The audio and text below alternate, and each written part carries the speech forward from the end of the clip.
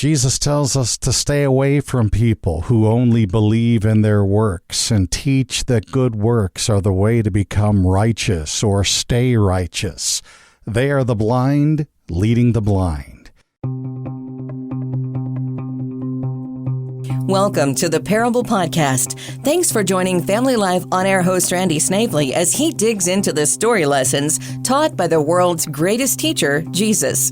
In this episode, it's part 2 of What You See Is Not What You Get. The message Christ shared in Matthew 15, verses 10 through 20, is that it's what comes from the inside that defiles a person, not what the world sees on the outside.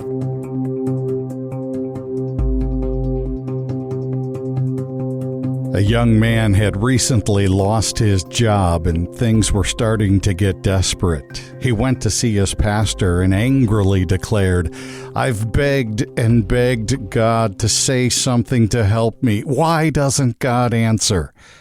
The preacher, who was sitting across the room, spoke so quietly that the young man stepped closer and said, "What did you say?" The preacher replied again in an even softer voice. So the young man stepped even closer and leaned on his pastor's chair. "Sorry, I still didn't hear you." The preacher said, "Sometimes God whispers, so we will move closer to hear him." In Matthew chapter 15, Jesus has the crowd move in closer, so there will be no misunderstanding to what he is saying. It's not what goes into the mouth that defiles a person, but what comes out of the mouth. This defiles a person. The parallel passage in Mark 7:15 says, "That which defiles a man comes out of him in his entirety, not just the mouth." Now, the reason why Jesus says this is because of what they had just heard in his conversation with the Pharisees. The Pharisees said that because Jesus didn't wash his hands or do our cleansing rituals, he has defiled himself. He's eating unclean food. And Jesus is saying, your traditions don't address the real problem. Defilement does not come upon a person because of not scrubbing your hands.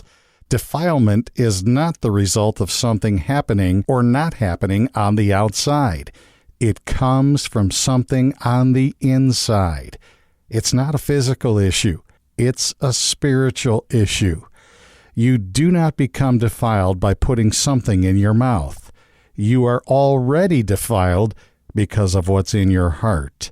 And that is gunk you can't just wash off your hands. Well, the disciples get stressed out. Remember, they are Jews too. They have grown up doing the things the Pharisees were talking about. They're very familiar with Jewish traditions, many of which came from the Hebrew Bible in the book of Leviticus. They tell Jesus that he really offended the Pharisees by what he said. Now, the Pharisees are offended because Jesus has just shot down their bread and butter. They understood Jesus was saying that the Old Testament ways don't apply anymore, and they correctly interpreted he was saying your practices and traditions and rituals are all part of the Old Covenant, but a new covenant has arrived. The idea of eating kosher does not apply any longer. There is no unclean food. In fact, the Mark 7 passage even states that all foods are now clean.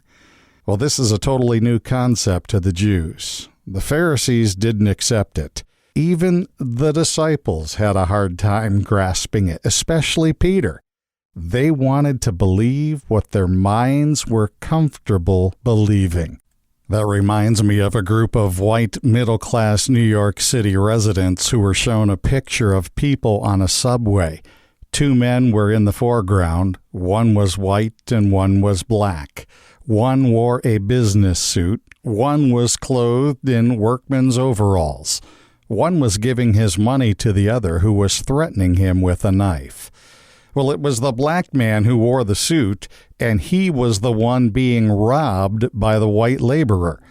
But the picture didn't square with the prejudices of the viewers. To them, white men were executives, and black men were blue-collar workers.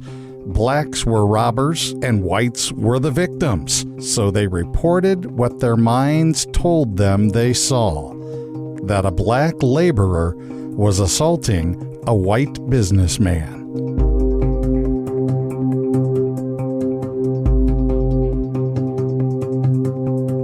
You are listening to Part 2 of Family Life's Parable Podcast, What You See is Not What You Get, taken from Matthew 15, 10 through 20.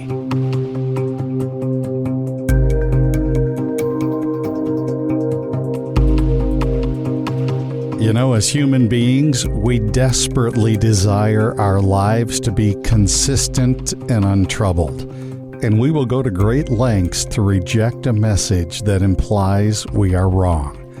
Jesus said those people who rely on traditions, rituals, and their works are the plants that will be uprooted. They will eventually be yanked out of the ground and burned just like the weeds will be in the wheat and the weeds parable in Matthew 13.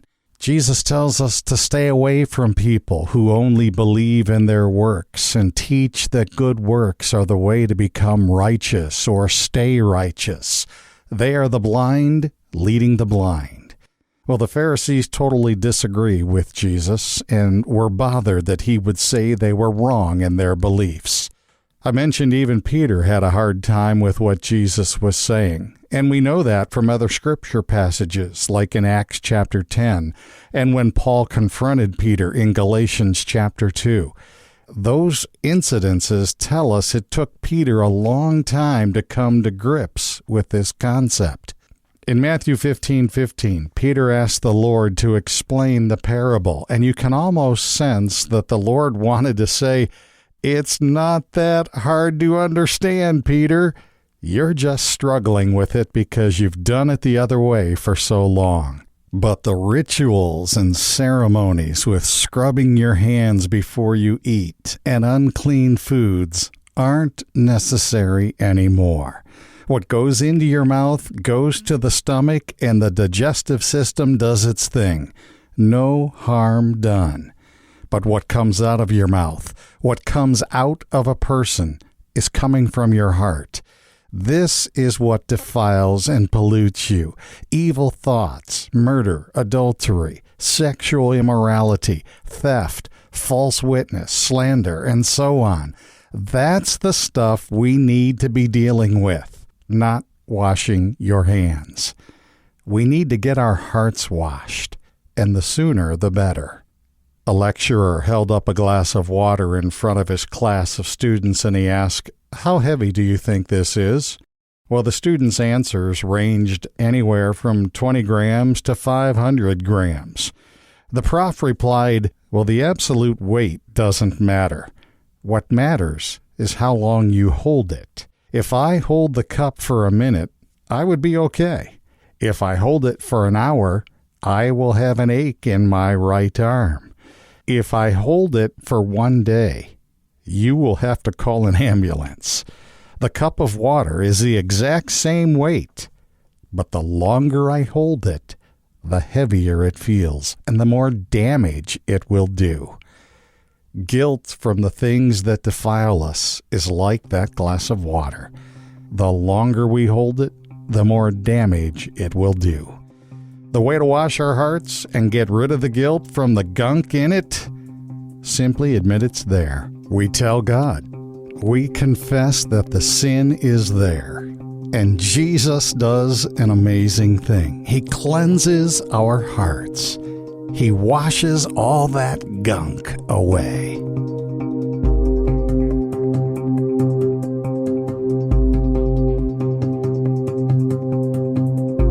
This has been the Parable Podcast with Randy Snavely.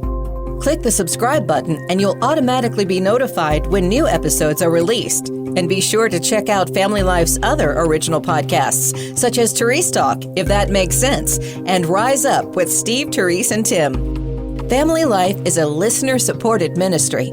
Your financial partnership makes podcasts like this possible. Learn more at familylife.org.